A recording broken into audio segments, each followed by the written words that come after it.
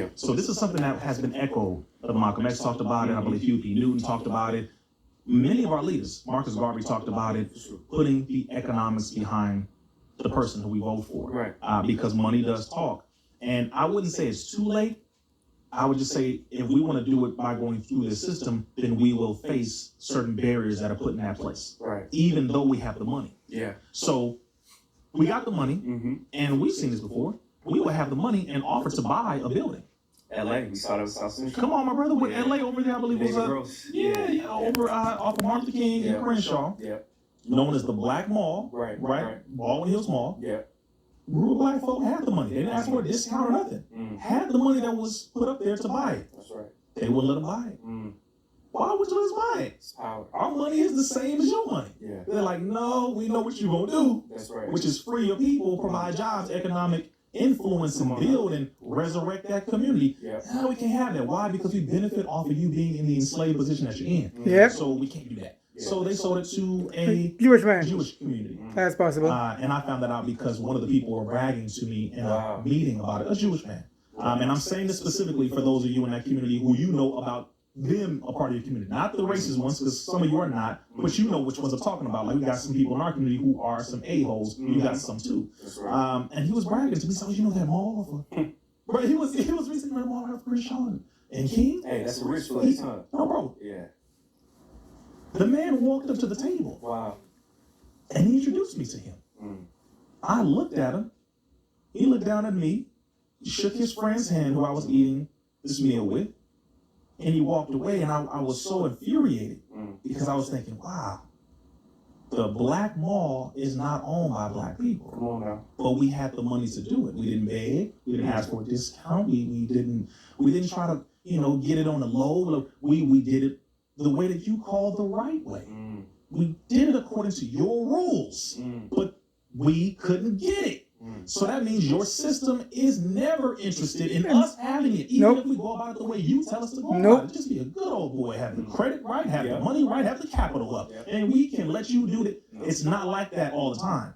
It's not.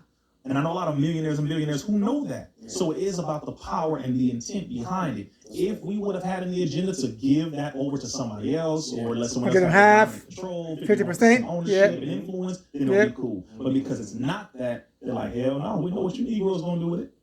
So to answer that question, we can have a PAC, a political action committee, put some money together, but I would encourage and recommend that we do it for local politicians and also for land, buying up the buildings, creating the businesses, organizations, creating everything that supports us for survival: food, clothing, shelter, education, engineering, creating more trade schools so that we can build everything. And then if a politician wants to come in and do something, then they have to go through us. And our committees have access to the people, to the location, the area, etc. And if they don't handle things according to the policies, well, there are other ways to handle that.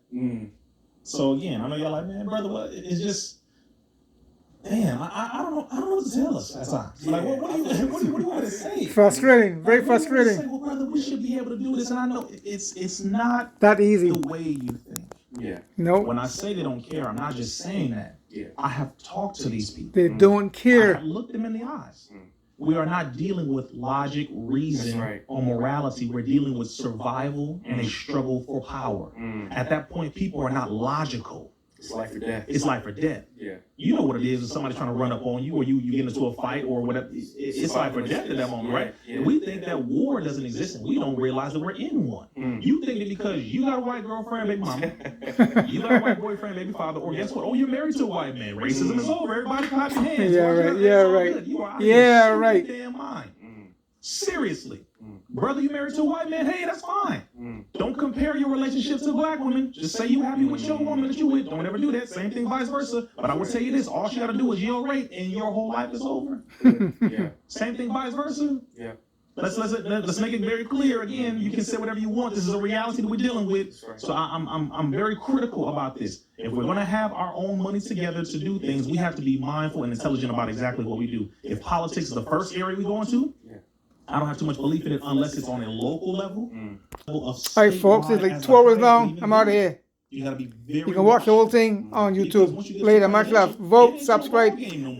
Vote, subscribe, Thumbs up, share the video, give me likes. I'm out of here. Peace out.